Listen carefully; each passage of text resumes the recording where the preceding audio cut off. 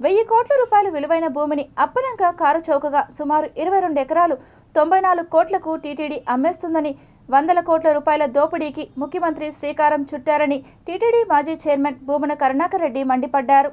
1000 కోట్ల రూపాయల స్థలం ప్రభుత్వం ఇచ్చేటువంటి ప్రోత్సాహాలు మరొక 300-400 కోట్లు, మొత్తం పెట్టుబడిపై 10% అంటే 40 కోట్లకు పైగా ప్రోత్సాహాలు ఇస్తున్నారు. భూమి కొనుగోలుపై 100% స్టాంప్ డ్యూటీ రియంబర్స్మెంట్. ఇది మరింత ఆశ్చర్యకరమైనటువంటి విషయం. భూమే విలువనే 4,80,00,000 రూపాయలకు అమ్మేస్తూ దానికి అయ్యేటువంటి స్టాంప్ రిజిస్ట్రేషన్ ఫీజును కూడా పూర్తిగా రియంబర్స్మెంట్ చేస్తున్నారు. 5 సంవత్సరాల పాటు విద్యుత్ ఇండస్ట్రీ రేట్లతో ఉండేటువంటి ఛార్జీలను మొత్తం రియంబర్స్మెంట్ చేసే విధంగా పూనుకోవటం జరిగింది.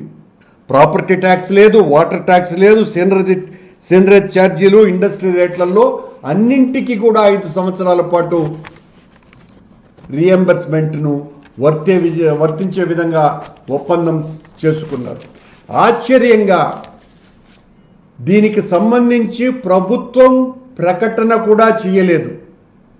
మా దగ్గర 22 ఎకరాల భూమి ఉంది, ఈ భూమికి ఆసక్తి గలవారు అప్లై చేసుకోవచ్చును అని ఎక్కడా ప్రకటన లేదు. పీపీపీ పద్ధతి లేదు, లీజు పద్ధతి లేదు.